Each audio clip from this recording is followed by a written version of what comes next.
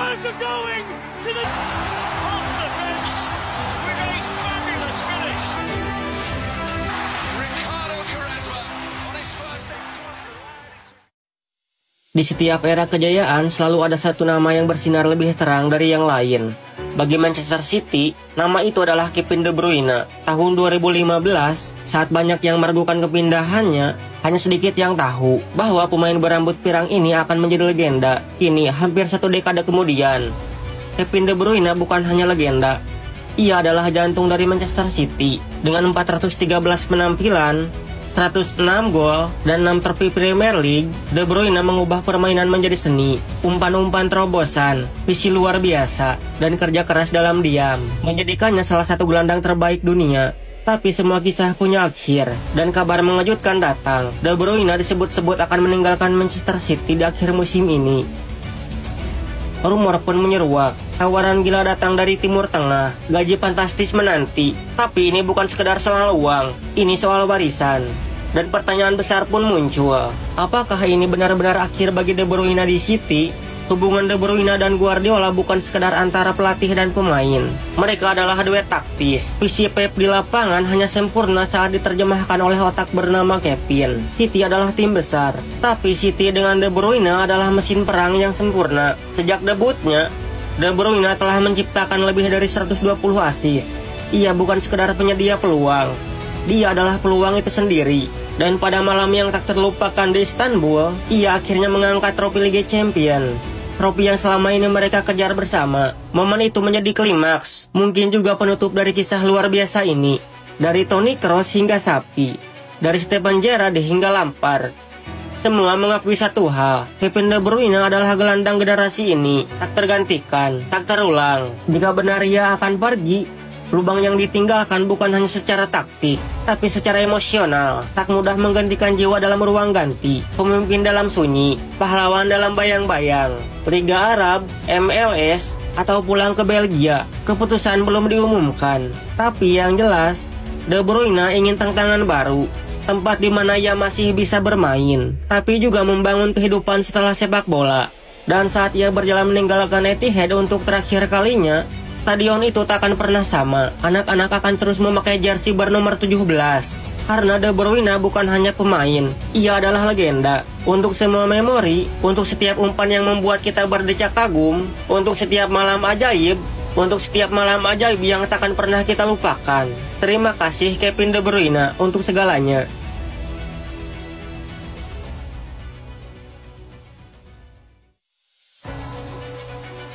Di dunia sepak bola Eropa ada satu kenyataan pahit yang sulit ditelan. Tidak semua klub besar itu benar-benar besar. Ada yang katanya raksasa, tapi gelar Eropanya lebih mirip cerita mitos. Hari ini kita bahas 4 klub yang sering nongol di Liga Champions, tapi nggak pernah nongkrong di podium juara. Barcelona yang mulai lupa rasanya angkat trofi. Inter Milan yang cuma bisa hidup dari kejayaan masa lalu. Arsenal si tim proyek abadi. Dan PSG klub sultan yang masih gagal cari mahkota. Jangan samakan mereka dengan Real Madrid. Karena kalau yang satu langganan gelar, yang lain langganan gagal. Kita mulai dari Barcelona terlebih dahulu. Barcelona klub yang dulu ditakuti karena permainan tiki-takanya, kini lebih dikenal karena konten TikToknya. Terakhir kali mereka mengangkat trofi Liga Champions adalah pada 2015. Sejak saat itu mereka mengalami berbagai kekalahan memalukan, seperti dibantai Bayern Munchen 2-8. Dan disingkirkan oleh AS Roma serta Liverpool dengan comeback dramatis. Barcelona si pemilik filosofi indah bernama Tiki Taka. Tapi setelah Messi pergi, mereka berubah jadi klub konten. Sepak bola kadang bagus, tapi hasilnya tiap musim dibantai tim Jerman. 10 tahun puasa UCL, itu udah cukup untuk anak SD naik ke kuliah. Tapi Barca masih nunggu keajaiban dari La Masia yang sekarang lebih mirip akademi stand up komedi. Yang kedua, Inter Milan. Inter Milan terakhir kali meraih gelar Liga Champions pada 2010 di bawah asuhan Jose Mourinho. Sejak saat itu, mereka belum mampu mengulang kesuksesan tersebut. Meskipun sempat mencapai final Liga Champions 2023, mereka kalah dari Manchester City. Inter Milan adalah bukti bahwa kejayaan masa lalu enggak menjamin masa depan. Juara tahun 2010, dan sejak itu, hidup dalam bayang-bayang Mourinho. Setiap musim optimis, Tapi ujung-ujungnya bilang, tahun depan kita gas, tahun depan yang juara tetap bukan mereka. Yang ketiga, Arsenal. Arsenal belum pernah memenangkan Liga Champions. Pencapaian terbaik mereka adalah mencapai final pada 2006, di mana mereka kalah dari Barcelona. Meskipun memiliki sejarah panjang dan basis penggemar yang besar, Arsenal sering kali gagal di kompetisi Eropa. Arsenal itu promosi awal bagus, investor banyak, tapi produk utamanya nggak pernah launching. Sudah berapa tahun proyek berjalan, fans bilang sabar, tapi sabarnya Arsenal kayak nungguin password wifi gratis. Main cantik iya, tapi cantik doang nggak cukup. Di Liga Champions, yang dibutuhkan adalah trofi, bukan gaya. Yang terakhir, Paris Saint-Germain. Paris Saint-Germain telah mendominasi Liga 1 sejak diakuisisi oleh Qatar pada 2011. Namun mereka belum pernah memenangkan Liga Champions. Pencapaian terbaik mereka adalah mencapai final 2020, di mana mereka kalah dari Bayern Munchen. PSG punya segalanya, kecuali hal yang paling penting, jiwa juara. Klub ini lebih cocok jadi tim selebritas daripada juara Liga Champions. Mereka punya superstar, tapi lawan punya semangat. Beli semua pemain bintang bukan jaminan sukses. Kalau akhirnya cuma jadi koleksi jersey, bukan koleksi trofi. Jadi buat Barcelona, Inter, Arsenal, dan PSG terus bermimpi. Tapi jangan pernah coba sejajarkan diri kalian dengan Real Madrid. Karena ketika kalian sibuk buat rencana, Madrid sudah bikin sejarah.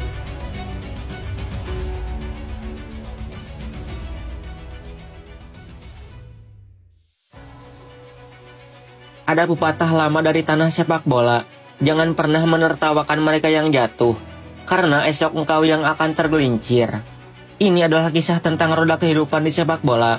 Roda kehidupan berputar, kadang kita di atas, kadang kita terhempas ke bawah. Dalam sepak bola, bahkan klub sebesar Real Madrid dan Barcelona pun tidak kebal terhadap hukum malam ini, tentang dua kerajaan yang saling membangun, lalu saling meruntuhkan. Dunia terbalik arah. Tahun lalu, Real Madrid seakan menari di atas kepala Barcelona. 4 kemenangan berturut-turut, Piala Super Spanyol, 2 kali La Liga, dan semifinal Copa del Rey. Los Blancos, sang raja Eropa, merayakan kemenangan dengan gembira. Tapi ingat, roda selalu berputar.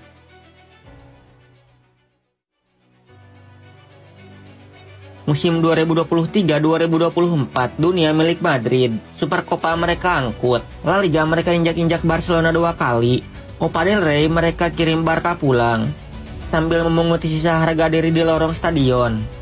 Madrid begitu superior. Carlo Ancelotti terlihat seakan tidak butuh taktik baru. Kenapa mengubah sesuatu yang berjalan sempurna? Pikirnya. Di sisi lain, Barcelona terkapar, seperti gladiator kehabisan napas di tengah arena, tanpa pedang, tanpa perisai. Tapi di sepak bola tidak ada kemenangan yang abadi. Barcelona tak berteriak, mereka tidak mengeluh. Mereka bekerja dalam senyap, dan mereka pun mengganti dalang. Datanglah seorang pemain catur, yaitu Hansi Flick yang tenang. Flick membangun pondasi dari reruntuhan. Dia berkata, kami akan membuat bencana besar. Bukan dengan kata-kata, tapi dengan skor di papan. Super Copa 2025, di La Liga El Clasico pertama, kemenangan Barcelona lagi. Copa del Rey final, Madrid tersungkur. Dunia yang dulu mendewakan Madrid, kini kembali mengagumi Barcelona. Terkadang yang lebih menyakitkan dari kekalahan adalah menjadi meme internet di hari yang sama. Fans Barca mengusung poster bertuliskan, terima kasih Demit, telah menghibur kami. Fans Madrid dulu jumawa, kini bungkam. Carlo Ancelotti ia tetap tersenyum, senyum getir penuh makna. Seolah berkata, saya sudah melihat semuanya dalam hidup, termasuk ini. Di lapangan wajah-wajah frustasi Madrid viral. Rudiger menggenggam lutut, Bellingham termenung. Vinicius merasakan apa yang pemain Barca rasakan musim lalu. Madrid bukan tim buruk, tapi mereka adalah korban dari kelengahan. Carlo Ancelotti mempercayai sistem lamanya terlalu lama. Pepatah bilang, kalau kamu tetap pakai senjata lama di perang baru, kamu akan kalah. Sementara itu Barcelona berevolusi. Mereka menanamkan energi baru lewat pemain muda seperti Lamine Yamal, Gavi, dan Pedri. Statistik menunjukkan intensitas pressing Barcelona naik 18% musim ini. Madrid kebobolan lebih banyak gol dibanding musim sebelumnya. Roda itu berputar, tapi juga perlu minyak, dan Madrid kehabisan minyak keajaiban. Sepak bola selalu menawarkan babak baru. Barcelona, mereka punya fondasi muda yang solid. Mereka punya sedikit uang dan kebiasaan membalas dendam. Akan ada era baru, tapi satu hal pasti, tidak akan ada damai abadi. Tidak akan ada juara abadi. Kita semua punya momen di mana kita merasa di puncak dunia, dan momen di mana kita dihancurkan habis-habisan.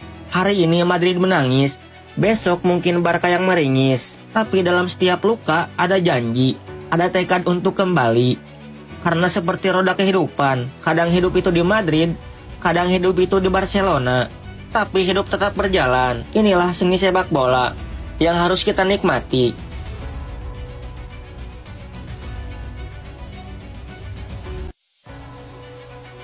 Old Trafford, November 1986, sebuah stadion megah yang kini menjadi simbol kejayaan.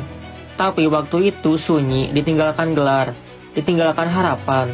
Dan saat dunia memandang Liverpool sebagai penguasa mutlak, sepak bola Inggris Manchester United hanya bayang-bayang. Lalu datanglah seorang pria Skotlandia dengan jas panjang, dagu keras, dan mimpi besar. Namanya Sir Alexander Chapman Ferguson. Tahun 1986 adalah salah satu tahun tergelap dalam sejarah Manchester United. Klub yang pernah menjadi raksasa Inggris pada masa Matt Busby kini hanya hidup dari sejarah. Mereka tersiok di papan bawah klasemen First Division. Ketika manajemen menunjuk Ferguson dari Aberdeen, banyak yang ragu siapa pria ini. Namun Ferguson bukanlah pria biasa. Ia telah membawa Aberdeen menjadi kekuatan dominan di Skotlandia, meruntuhkan dominasi Rangers dan Celtic, bahkan menaklukkan Real Madrid di final Cup Winners' Cup tahun 1983. Bagi pria kelahiran Gavan ini, Liverpool adalah target utama, seperti ucapannya yang legendaris. Tantangan terbesar saya adalah menjatuhkan Liverpool dari posisi mereka. Kalimat ini bukan sekedar provokasi, itu adalah deklarasi perang. Saat Ferguson datang, Liverpool sudah mengoleksi 16 gelar liga. Manchester United baru 7. Dalam beberapa tahun pertama, tugas Ferguson nyaris mustahil. Ia harus membongkar struktur klub yang sudah usang, menyingkirkan pemain yang tidak cukup bagus, dan mengembangkan sistem akademi yang selama ini diabaikan. Banyak orang meragukan apakah dia akan bertahan lebih dari 3 musim. Faktanya, pada awal 1990, media dan fans mulai menyerukan pemecatan. Klub tidak konsisten, performa buruk, dan tidak ada gelar. Namun segalanya berubah di sebuah malam penting di Wembley. Setiap legenda punya titik balik. Untuk Ferguson, titik balik itu adalah Wembley 1990, sebuah final Piala FA, di mana nasibnya sebagai manajer United bergantung pada satu pertandingan. Jika kalah dia mungkin pergi, tapi sejarah memilih jalan lain, dan segalanya berubah. Final FA Cup 1990 adalah momen krusial. Menghadapi Crystal Palace, pertandingan berakhir imbang dan memaksa laga ulang. Pada partai kedua, United menang 1-0 lewat gol Lee Martin. Gelar itu terlihat kecil di atas kertas, tapi secara psikologis, itulah fondasi kebangkitan. Dengan kepercayaan manajemen pulih, Ferguson mulai membangun skuad secara lebih agresif. Musim berikutnya, United meraih Eropa Cup Winner Cup 1991, mengalahkan Barcelona 2-1. Gol datang dari Mark Hughes. Ini membuktikan bahwa United bisa berbicara di Eropa lagi. Musim 1992-1993 adalah tonggak sejarah lain. Dengan kedatangan Eric Cantona dari Leeds United, Ferguson menemukan pajal terakhir. Pemain Perancis yang penuh karisma ini menjadi pemimpin spiritual tim. United mengakhiri puasa gelar Liga selama 26 tahun dan menjadi juara Liga di musim pertama era Premier League. Ferguson akhirnya memenangkan Liga, dan itu baru permulaan. Cantona bukan sekedar pembelian, ia adalah simbol bahwa era baru telah dimulai. United kini bukan hanya mengajar Liverpool, mereka siap menyalip. Dan Ferguson, si arsitek besar, mulai membangun kerajaan sepak bola modern. Warisan Ferguson tidak hanya terlihat dari trofi yang diraihnya, tetapi juga dari budaya dan struktur yang ia tanamkan di Manchester United. Salah satu aspek terpenting adalah pengembangan akademi klub. Ferguson percaya pada potensi pemain muda dan memberikan mereka kesempatan untuk berkembang di tim utama. Hal ini terlihat dari munculnya Class of 92 seperti David Beckham, Ryan Giggs, Paul Scholes, dan Gary Neville. Selain itu, Ferguson juga dikenal karena kemampuannya dalam mengelola pemain bintang dengan ego besar. Ia mampu menjaga keharmonisan tim dan memastikan semua pemain bekerja untuk tujuan bersama. Pendekatan ini menciptakan lingkungan yang kompetitif namun bersatu, yang menjadi fondasi kesuksesan jangka panjang klub. Setelah pensiunnya Ferguson, Liverpool mulai menunjukkan tanda-tanda kebangkitan. Di bawah kepemimpinan Jurgen Klopp, mereka memenangkan Liga Champions pada 2019 dan Premier League pada 2020, mengakhiri penantian 30 tahun untuk gelar Liga. Kesuksesan ini menandai kembalinya Liverpool sebagai kekuatan utama di sepak bola Inggris. Pada musim 2024-2025, Liverpool kembali menjuarai Premier League, menyamai rekor Manchester United dengan total 20 gelar Liga. Di bawah manajer Arne Slot, Liverpool menunjukkan konsistensi dan dominasi yang mengingatkan pada era kejayaan mereka sebelumnya. Kebangkitan ini memperbarui persaingan klasik antara Liverpool dan Manchester United, yang kini kembali bersaing dengan ketat dalam perolehan trofi.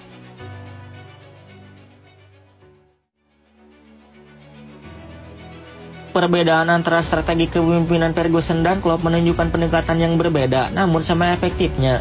Ferguson dikenal dengan pendekatan otoriter dan fokus pada disiplin. Sementara Klopp lebih mengedepankan pendekatan emosional dan hubungan personal dengan pemain. Keduanya bagaimanapun berhasil membangun tim yang solid dan meraih kesuksesan besar. Dari segi taktik, Ferguson sering beradaptasi dengan perubahan zaman dan lawan. Sementara Klopp dikenal dengan gaya pressing yang agresif. Kedua pendekatan ini menunjukkan bahwa tidak ada satu formula yang pasti sukses, melainkan kemampuan untuk beradaptasi dan memaksimalkan potensi tim yang dimiliki.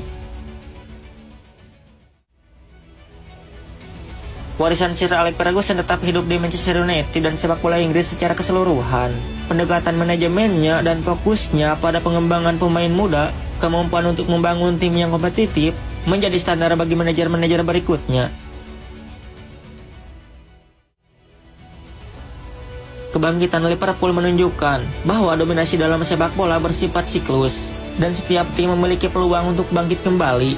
Persaingan antara Manchester United dan Liverpool terus menjadi sorotan utama, dan akan terus memengaruhi dinamika sepak bola Inggris di masa depan. Dari tribun Old Trafford hingga Anfield, sejarah terus ditulis. Ferguson telah mengukir namanya sebagai legenda, dan kini Liverpool kembali bersinar. Persaingan abadi ini adalah jantung dari sepak bola Inggris, mengingatkan kita bahwa kejayaan adalah hasil dari visi, kerja keras, dan semangat tak pernah padam.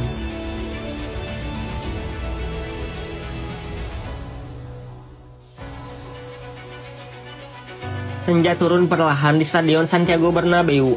Kursi-kursi kosong, lapangan hening. Hanya semilir angin yang mengusap rumput hijau legendaris itu. Di tengah keheningan itu, berdirilah seorang pria. Rambutnya memutih, raut wajahnya tenang, namun menyimpan sejuta cerita. Dia adalah Carlo Ancelotti, Don Carlo, sang maestro, sang guru, sang legenda. Semua perjalanan harus berakhir. Semua kisah pada akhirnya harus menutup buku. Dan hari ini, di jantung Real Madrid, kita bersiap mengucapkan selamat tinggal kepada salah satu pelatih terbesar sepanjang masa.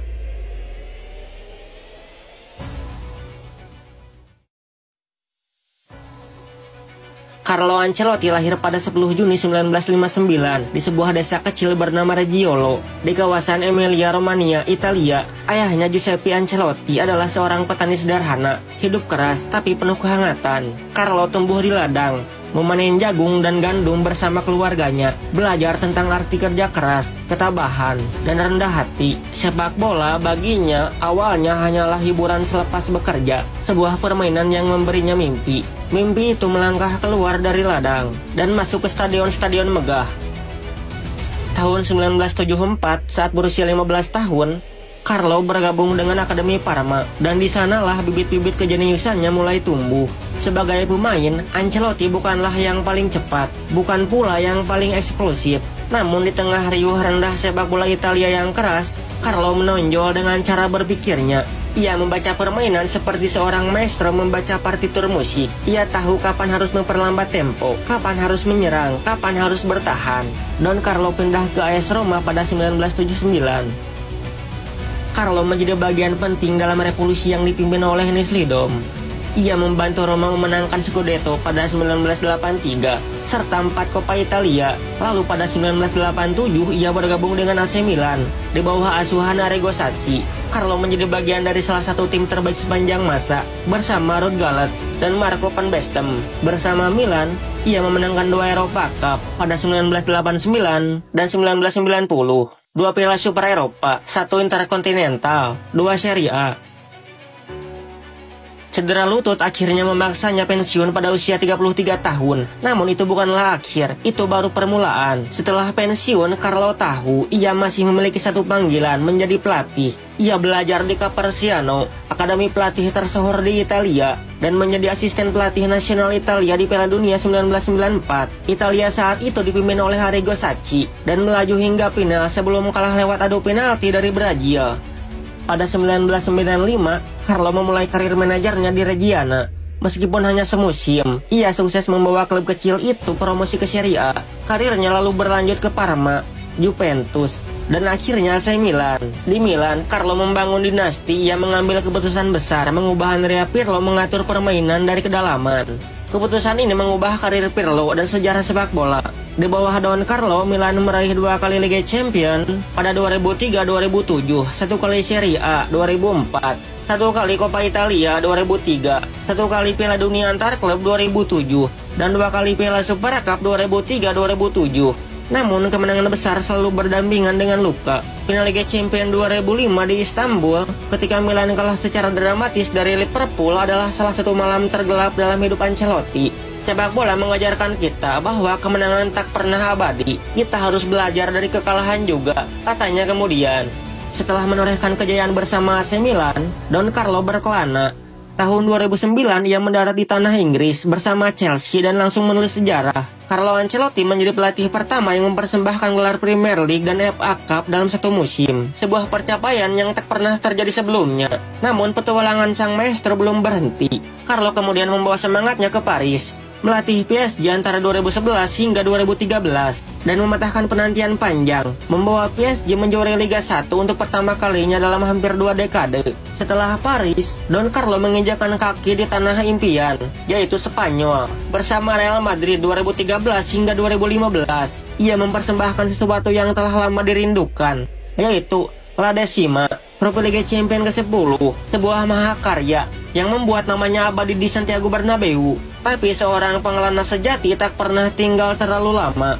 Carlo lalu pergi ke Jerman, memimpin Bayern Munchen di 2016-2017, menaklukkan Bundesliga dan mengukuhkan supremasi. Kemudian ia pulang ke tanah kelahirannya, Italia, dan melatih Napoli. Carlo meninggalkan jejak permainan indah yang tetap diingat hingga hari ini. Tak cukup sampai di sana, Don Carlo mengarungi tantangan baru lagi di Inggris. Bersama Everton antara 2019 hingga 2021, ia tak hanya melatih, ia membangun harapan, membangun mentalitas kompetitif yang sempat hilang. Kemanapun Don Carlo pergi, ia meninggalkan lebih dari sekedar trofi. Ia meninggalkan warisan rasa hormat, warisan cinta dari pemain, dan penghormatan abadi dari para fans di seluruh dunia. Carlo Ancelotti bukan sekadar pelatih, tapi legenda hidup sepak bola.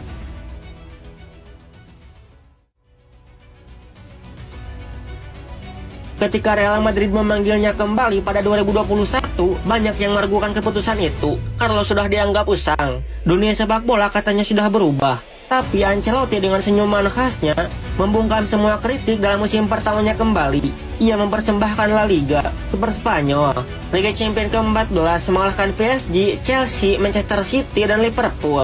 Sebuah perjalanan ajaib, sebuah dongeng modern. Namun waktu tak bisa dilawan. Ia mempersembahkan La Liga, Super Copa, dan Liga Champions ke-14 dan ke-15.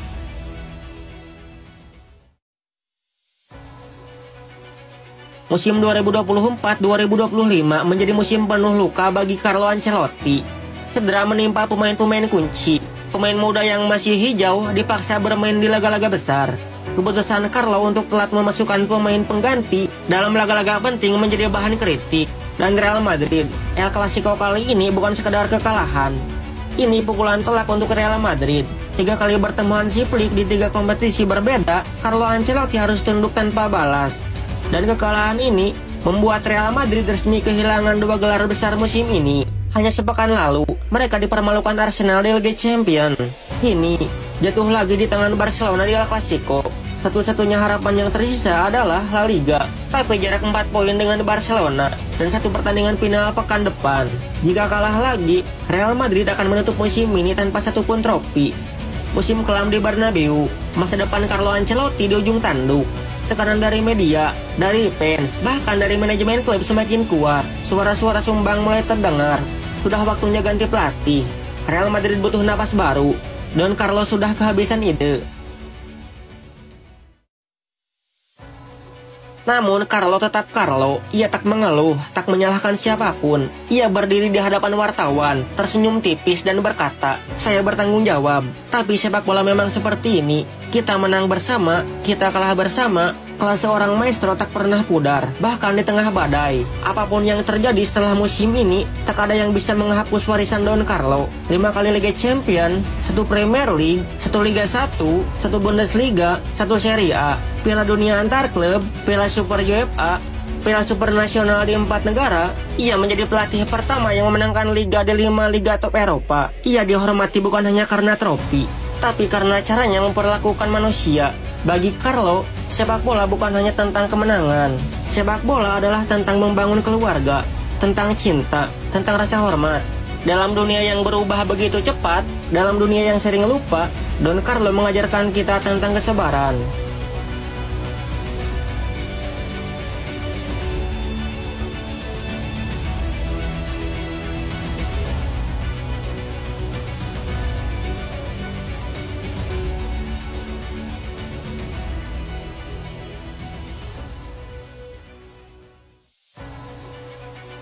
Barcelona dulunya simbol keagungan sepak bola, kini tinggal bayangan dari dirinya sendiri.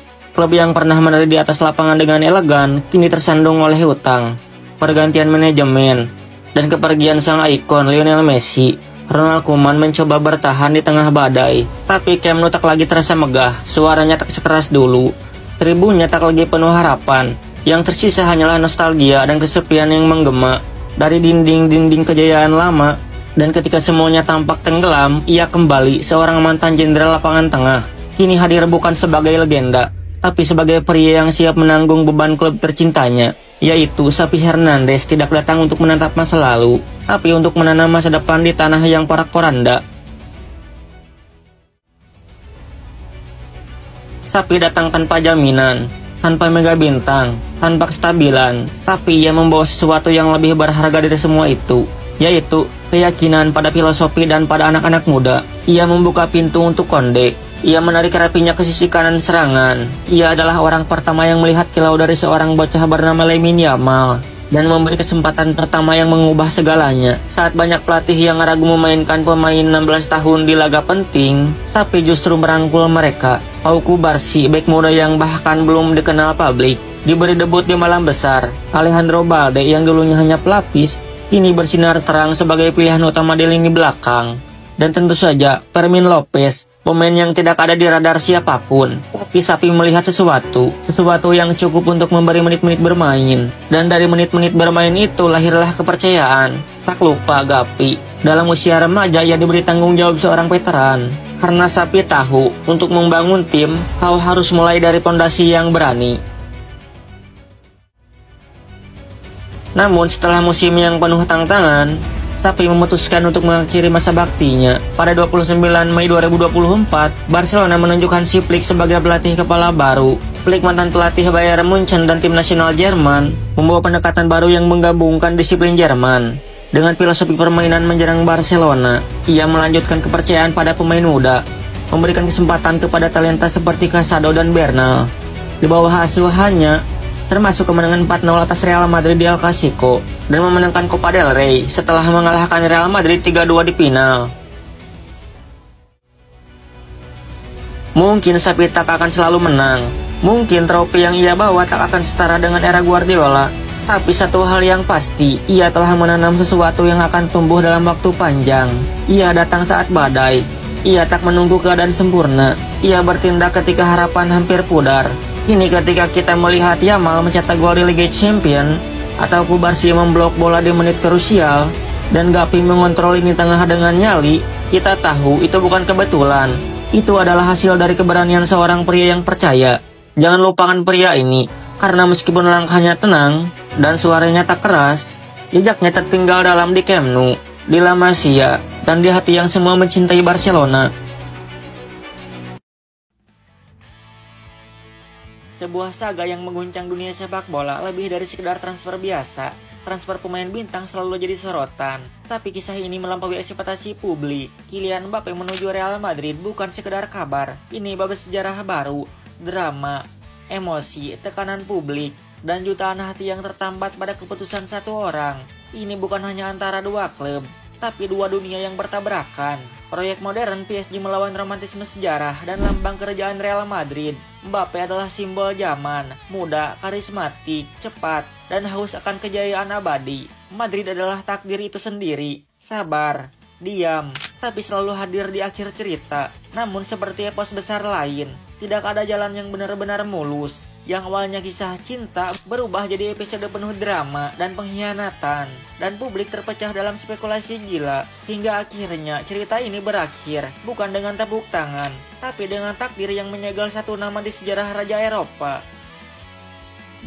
Musim panas 2023 bursa transfer jadi panggung penuh bara. Kabar demi kabar muncul menciptakan hiruk pikuk luar biasa. Namun hanya satu rumor yang mengalahkan segalanya, Mbappe ke Real Madrid. Para penggemar membayangkan seragam putih melekati tubuhnya. Fabrizio Romano, jurnalis terkenal, menuliskan tweet legendaris, "Here we go." 3 kata itu menyulut harapan, membakar jagat sepak bola. Semua percaya akhir dari saga panjang Mbappe sudah dekat, tapi hanya beberapa jam kemudian semuanya mendadak berubah drastis. Agen Mbappe menghubungi Madrid, keputusan mengejutkan diumumkan. Sang pemain memutuskan bertahan di PSG. Madridista hancur, harapan palsu menghantam mereka sekali lagi. Bukan kepindahan yang membuat geger dunia, tapi keputusannya yang menolak. Mbappe memilih menunda mimpi masa kecilnya untuk sementara waktu. Real Madrid bukan klub yang hidup dari penantian. Tanpa Mbappe, skuad Ancelotti justru tampil bersinar terang, kolektif, solid, dan penuh karakter di setiap laga. Vinicius Junior dan Bellingham jadi mesin penghancur lawan. Madrid menyapu gelar demi gelar tanpa ragu sedikit pun. La Liga direbut dengan dominasi, penuh keanggunan klasik. Lebih dari itu, Liga Champions ke-15 pun direngkuh. Trofi dibawa pulang ke Bernabeu dengan penuh kejayaan. Prestasi ini jadi bukti bahwa Madrid bukan klub biasa. Satu pemain bukan penentu sejarah di institusi sebesar ini. Mereka tahu cara menang, bahkan tanpa pemain dambaan mereka. Namun keberhasilan itu diiringi perpisahan yang penuh emosi. Toni Kroos, maestro lini tengah, memutuskan untuk pensiun. Nacho, sang kapten, memilih menjajal petualangan baru lagi. Jose Lu, striker kejutan, akhiri masa peminjaman musim itu. Real Madrid mendadak terasa jauh lebih rapuh dari biasanya. Pilar pengalaman mulai runtuh, ruang ganti jadi lenggang. Tim butuh penyegaran arah baru untuk masa depan. Dan saat itulah, nama lama kembali jadi harapan. Kylian Mbappe muncul lagi di antara bayang kejayaan. Musim panas 2024 tiba, segalanya akhirnya berubah total. Kontrak Mbappe di PSG berakhir tanpa drama sedikit pun. Tidak ada perpanjangan kontrak, tak ada polemik atau rumor, dan ia pun resmi bergabung dengan Real Madrid. Bernabeu menyambutnya seperti seorang pahlawan yang pulang. Ribuan fans memadati stadion. Dalam presentasi bersejarah ini, semua mengingatkan pada momen Ronaldo, Beckham, dan Zidane. Mbappe kini tiba bukan sekedar pemain top biasa. Ia adalah simbol awal dari era baru Galacticos berikutnya. Putra mahkota sepak bola akhirnya pulang ke kerajaannya. Mbappe langsung unjuk gigi di laga resmi pertamanya. Ia mencetak gol di Piala Super Eropa lawan Atalanta. Madrid menang 2-0 dan Mbappe jadi sorotan utama. Di La Liga, ia mencetak gol demi gol. Kecepatan dan finishingnya memberi Madrid senjata serangan baru. Namun musim tidak berjalan semulus ekspektasi awal fans. Madrid gagal mempertahankan gelar La Liga yang gemilang. Mereka juga tersingkir cepat di Liga Champions Eropa. Media pun mulai bertanya soal keseimbangan taktik tim Madrid. Apakah datangnya Mbappe mengganggu ritme permainan? Apakah seorang veteran terlalu penting? Masalah Madrid ternyata sangat kompleks dan penuh dengan tantangan besar. Kroos dan Nacho pergi meninggalkan lubang besar di ruang ganti. Cedera Carvajal membuat sisi kanan pertahanan Madrid jadi sangat rentan. Ancelotti, sang maestro, taktiknya udah kebaca sama lawan. Musim mengecewakan berakhir. Ancelotti ambil keputusan besar dan mengejutkan. Ia terima tawaran menjadi pelatih timnas Brazil yang prestisius. Madrid kembali berdiri di persimpangan jalan. Masa depan belum jelas. Pengganti Ancelotti adalah Xabi Alonso, mantan gelandang Madrid elegan. Bawa Leverkusen ke puncak Bundesliga dengan permainan luar biasa dan tak terkalahkan. Ini tantangan baru, dia mengelola ruang ganti Real Madrid. Dengan filosofi progresifnya, Alonso dipercaya kembalikan identitas Madrid. Los Blancos tidak hanya ingin juara, tapi bangun dinasti baru. Di tengah semua itu, Mbappe jadi wajah masa depan Madrid. Saga transfer Mbappe bukan kisah sederhana, tapi cermin sepak bola modern, penuh uang, politik, emosi, mimpi dalam dunia sepak bola saat ini. Dari Hirwigo yang gagal, hingga seragam putih legendaris dikenakan. Perjalanan ini mengajarkan bahwa takdir bisa tertunda, tapi tak terhindari. Kini dengan Xabi Alonso di pinggir lapangan, dan Mbappe di depan, Madrid mulai bab baru, ditulis dengan gol, trofi, harapan, dan warisan. Bagi Madridista, ini bukan akhir saga, tapi awal sesuatu yang besar.